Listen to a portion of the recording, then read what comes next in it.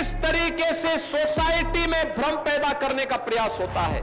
आज बॉलीवुड में एक ऐसा तूफान उठ गया है जिसमें एक तरफ खड़ी है राजनीतिक ताकत और दूसरी तरफ बॉलीवुड का सबसे बड़ा सुपरस्टार सलमान खान। हाँ दोस्तों, बात हो रही है उस फिल्म की जिसने रिलीज होने से पहले ही पूरे देश को 2 हिस्सों में बांट दिया है। बैटल ऑफ गलवान, एक ऐसी मूवी जिसका नाम ही देशभक्ति और बलिदान का एहसास दिलाता है। लेकिन अब इसी फिल्म के चक्कर में शुरू हो चुकी है एक ऐसी लड़ाई जिसमें कला और राजनीति आमने सामने आ गए हैं। सोच के देखो, एक फिल्म जो सेना के जवानों के बलिदान को सलाम करने के लिए बनी, अब उसी फिल्म पर सवाल उठ रहे हैं, क्या ये देशभक्ति है या एक राजनीतिक चाल। आज हम इसी के बारे में बात करने वाले हैं। बैटल ऑफ गलवान विवाद। सब कुछ शुरू हुआ जब बैटल ऑफ गलवान की शूटिंग लद्दाख और गलवान घाटी के कुछ इलाकों में हुई। सोर्सेज के मुताबिक फिल्म के कुछ इमोशनल और रियल सीन वहीं शूट किए गए जहां 2020 में हमारे सैनिकों ने अपनी जान दी थी। बस वहीं से शुरू हुई कंट्रोवर्सी। उत्तर प्रदेश के मुख्यमंत्री योगी आदित्यनाथ ने एक इवेंट के दौरान बॉलीवुड पर सीधा हमला कर दिया। उनका कहना था, बॉलीवुड अब सिर्फ मनोरंजन का जरिया नहीं बल्कि राजनीति का एक टूल बन गया है। और ये भी कहा गया कि सलमान खान जैसे बड़े स्टार्स देश के असली हीरोज की कहानी का गलत इस्तेमाल कर रहे हैं। उन्होंने साफ कहा, गलवान जैसी जगह जहां हमारे जवान शहीद हुए, उस दर्द को बाजार में बेचना देशभक्ति नहीं है। उन्होंने ये तक कह दिया, ये फिल्म देश को गर्व महसूस कराने के लिए नहीं बल्कि लोगों को 2 हिस्सों में बांटने के लिए बनाई गई है। और बस दोस्तों, ये बयान आते ही बॉलीवुड और राजनीति के बीच शुरू हो गई एक खुली जंग।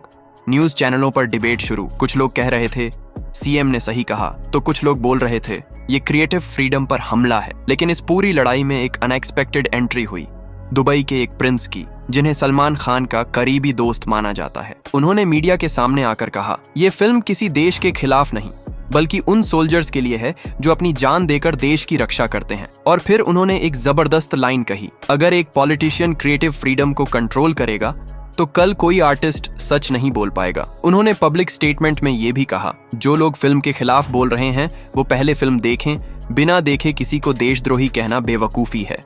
और दोस्तों, ये लाइन सीधा इंटरनेट पर आग बन गई। सोशल मीडिया पर 2 कैंप बन गए। हर कोई सलमान खान की मूवी के सपोर्ट में आ गया। इसी बीच सलमान खान के खिलाफ कुछ टीवी एंकरों ने भी मोर्चा खोल दिया। उन्होंने कहा, ये फिल्म राजनीतिक रूप से संवेदनशील है। लेकिन सलमान खान ने आखिरकार चुप्पी तोड़ी। उन्होंने अपनी टीम के जरिए एक ऑफिशियल बयान जारी किया, बैटल ऑफ गलवान उन जवानों की कहानी है जिन्होंने देश के लिए अपनी जान दी। मैं राजनीति नहीं कर रहा, मैं उनकी कहानी बता रहा हूँ। ये फिल्म किसी पार्टी के खिलाफ नहीं बल्कि उन रियल हीरोज के लिए है जिन्होंने देश की रक्षा की। और यही वो पल था जब फैंस ने सलमान के सपोर्ट में एक सुनामी ला दी। ट्विटर पर ट्रेंड होने लगा, टाक सलमान फॉर नेशन, और मुंबई में फैंस ने कैंडल मार्च तक निकाला। लेकिन राजनीतिक पक्ष भी रुकने वाला नहीं था। रिपोर्ट्स के मुताबिक उत्तर प्रदेश सरकार ने फिल्म के कुछ संवेदनशील दृश्यों पर आपत्ति जताई। कहा गया कि अगर वो सीन नहीं बदले गए तो फिल्म का रिलीज राज्य में रोक दिया जा सकता है। फिर एक और चौंकाने वाला कदम उठाया गया।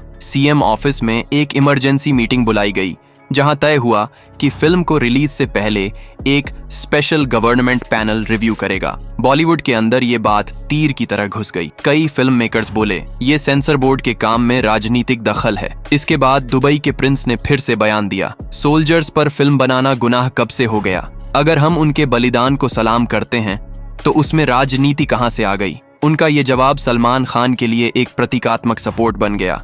तब सलमान खान ने तय किया वो खुद मीडिया के सामने आकर अपना पक्ष रखेंगे। प्रेस कॉन्फ्रेंस में सलमान ने शांति से कहा, मुझे किसी से दुश्मनी नहीं, मैं सिर्फ उन जवानों की कहानी कह रहा हूं जो हमारे लिए अपनी जान दे गए। अगर सच दिखाना राजनीति लगता है तो मुझे राजनीति कह लो, पर मैं अपनी फिल्म के पीछे नहीं हटूंगा। उनके ये शब्द एक इमोशनल लहर बन गए। पब्लिक ने कहा, ये फिल्म अब सिर्फ फिल्म नहीं, एक स्टेटमेंट है।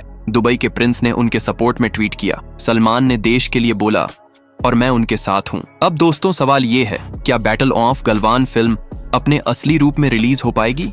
क्या सलमान खान और उनकी टीम राजनीतिक दबाव के सामने टिक पाएंगे, या फिर क्रिएटिव फ्रीडम एक बार फिर राजनीति के नीचे दब जाएगी? ये सिर्फ एक मूवी का मामला नहीं है, ये लड़ाई है कला और अभिव्यक्ति के हक की। एक तरफ सत्ता का दबाव और दूसरी तरफ एक कलाकार का जुनून। अब अगला कदम क्या होगा? क्या फिल्म के कुछ सीन बदले जाएंगे या सलमान खान स्टैंड लेकर कहानी को और मजबूत बना देंगे? जो भी हो, ये विवाद अब एक नेशनल चर्चा बन चुका है और ये देखना दिलचस्प होगा कि ये फिल्म देश का दिल जीत पाती है या नहीं। तो दोस्तों, अगर आपको लगता है कि क्रिएटिव फ्रीडम पर किसी को तलवार नहीं चलानी चाहिए तो वीडियो को लाइक और शेयर करो और कमेंट में लिखो वी स्टैंड विद आर्ट या डियर सपोर्ट ट्रूथ। और हाँ, ऐसी ही और एक्सक्लूसिव बॉलीवुड अपडेट्स के लिए चैनल को सब्सक्राइब करना और बेल आइकन दबाना न भूलना, क्योंकि आगे बहुत सारी ऐसी अपडेट्स आने वाली हैं। तो मिलते हैं अगली वीडियो में, तब तक के लिए जय हिंद।